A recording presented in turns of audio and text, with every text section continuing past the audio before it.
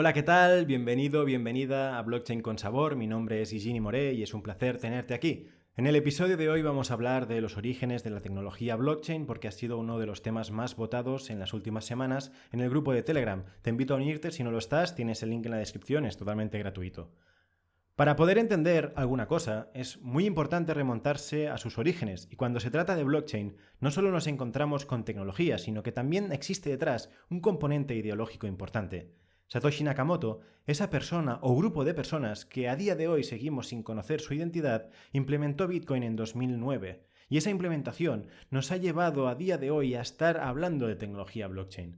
Aunque él nunca habla de una tecnología blockchain en sí, más bien habla de una timechain o de una blockchain, haciendo referencia a cómo se estructuraban los datos de su creación, Bitcoin.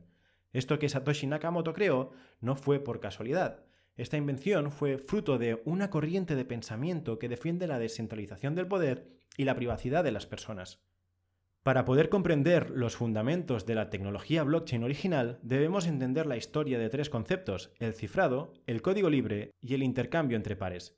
Empezando por el cifrado, vamos a viajar a 1991 para encontrarnos con Phil Zimmermann, un programador desconocido en la época, nacido en New Jersey. Zimmermann había soñado con crear un sistema de cifrado para las masas, basado en el cifrado de clave pública que permitiera a todas las personas comunicarse libremente por Internet, de forma totalmente privada. El cifrado de clave pública se basa en el uso de parejas de claves que están matemáticamente relacionadas entre sí. Una se utiliza para cifrar y la otra para descifrar. Zimmermann, con un trabajo de freelance y 2 hijos, nunca había encontrado el tiempo para materializar su idea. Pero en 1991 algo cambió. Se enteró de que el Senado de los Estados Unidos quería sacar una ley que obligaría a los proveedores de Internet a entregar al gobierno los mensajes privados de los usuarios. Y este fue el punto de inflexión que hizo que Zimmermann se decidiera a desarrollar una herramienta que ayudaría a las personas a comunicarse libremente en Internet. A finales del 91, después de trabajar arduamente en el proyecto y casi perder su casa en el proceso, lanzó Pretty Good Privacy. Esta fue la primera herramienta de cifrado disponible públicamente que permitió a las personas comunicarse libremente mediante el cifrado de 128 bits y Diffie-Hellman-Merkle para la gestión de claves.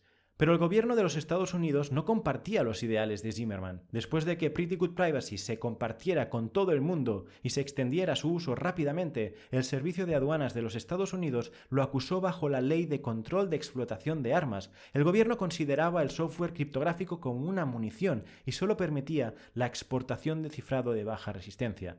Afortunadamente, a principios del 96, el gobierno retiró el caso en su contra por falta de evidencias.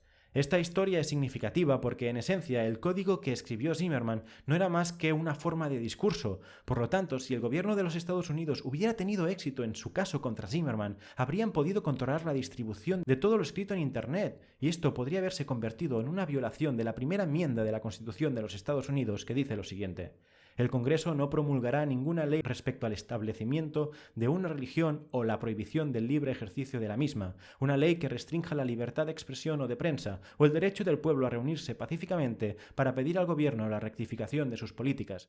Los estadounidenses vivirían sabiendo que cada correo electrónico, cada mensaje de texto, cada transacción bancaria realizada y cada imagen poseída estaba siendo monitoreada y vista por otra persona. Podríamos pensar que esto sucede a día de hoy, pero al menos tenemos las herramientas para protegernos si lo deseamos. Sin Zimmermann y muchas otras personas que trabajaron incansablemente en este tipo de cifrado, toda nuestra comunicación estaría abierta para que cualquiera la viera. Y además, quizás Internet nunca se hubiera desarrollado como lo hizo. Ahora hablemos del software de código libre. Había una vez, en el pasado, donde la mayoría de software era abierto y el uso era gratuito. Podrías comprar y editar el software como mejor te iba, para tus propias necesidades. Un excéntrico programador que trabajaba en los laboratorios de inteligencia artificial del MIT, Richard Stallman, lo hacía de forma habitual, como Pedro por su casa. Todas las impresoras del MIT estaban en una planta diferente, por lo que Stallman agregó un sistema de mensajería electrónica para que informara al usuario cuando su trabajo se había acabado de imprimir o si la impresora estaba atascada. Esto provocó un considerable ahorro de tiempo entre los usuarios porque ya no tenían que ir verificando el estado de la impresión. En el 79, cuando Brian Reed capó su software para restringir el acceso sin licencia, Stallman dijo literalmente que esto era la cosa más nazi que había visto en su vida. Stallman defendía que el software debía ser libre y que ganar dinero con él era un crimen contra la humanidad. Cuando el MIT instaló una nueva impresora y se le negó el acceso al código fuente a Stallman, no solo renunció a su trabajo en la universidad, sino que comenzó el proyecto GNU, un sistema operativo y un movimiento de software libre. Stallman estaba convencido de que las personas debían poder modificar libremente su software.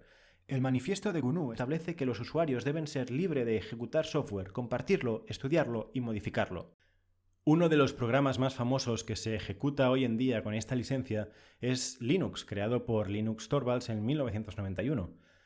Lo que hace que Linux sea diferente de cualquier otro software es el hecho de que es completamente de código abierto y en cualquier momento hay hasta 10.000 personas trabajando en él. A pesar de que el código libre y el código abierto puedan ser libremente utilizados por todos, Stallman es bastante crítico con el código abierto porque considera que no representa la filosofía ni defiende las razones éticas que sí representa el código libre.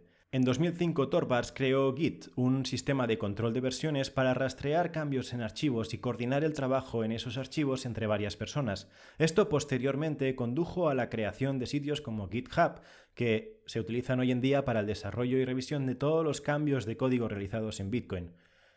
Todo el mundo puede acceder y ver los cambios que se realizan en Bitcoin. Cada cambio es revisado y probado por una comunidad completa, lo que hace que esta tecnología no pertenezca a nadie, a una empresa o a un individuo.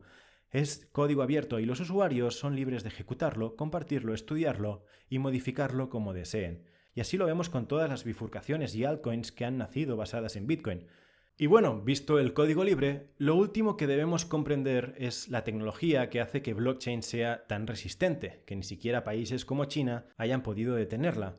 En julio de 2001, Bram Cohen lanzó un programa llamado BitTorrent y rápidamente se convirtió en el archienemigo de toda la industria del entretenimiento, ya que permitía descargar ilegalmente cualquier película, serie o canción. A pesar de numerosas demandas y redadas contra sitios web como The Pirate Bay, la multimillonaria industria del entretenimiento todavía a día de hoy no ha podido detener esta tecnología. BitTorrent es una red peer-to-peer, de par a par. Todo lo que esto significa es que cada usuario se convierte en parte de la red. En lugar de una red tradicional donde toda la información está en un servidor central, con una red peer-to-peer la información se distribuye entre todos los usuarios. En BitTorrent, esto significa que tan pronto como descarguemos una película o una canción, podremos compartirlo con el resto de la red. Como si de una hidra mitológica se tratara y cuando cortas una cabeza, 10 más crecen en su lugar. Esto hace que la red sea realmente resistente a cualquier forma de censura o manipulación. Esta misma tecnología se usa exactamente en blockchain y Bitcoin. Cualquiera puede convertirse en un nodo que contiene una copia de la cadena de bloques y compartirla con el resto de la red. Actualmente en Bitcoin hay unos 10.200 nodos que ejecutan las diversas versiones de Bitcoin en todo el mundo. Esto significa que si alguien quisiera detener Bitcoin, podría empezar encontrando todos estos nodos e intentar cerrarlos. Una tarea que sería casi imposible. Te agradecería mucho un like y una suscripción si te gusta este tipo de contenido. Este es el final del episodio. Está disponible en YouTube y en la mayoría de plataformas de podcast. También puedes unirte al grupo de Telegram Blockchain con Sabor para comentar un poco la jugada y votar sobre próximos temas. Sin más dilación, muchas gracias por haber llegado hasta aquí. Nos vemos en próximos episodios. Un saludo. Hasta luego.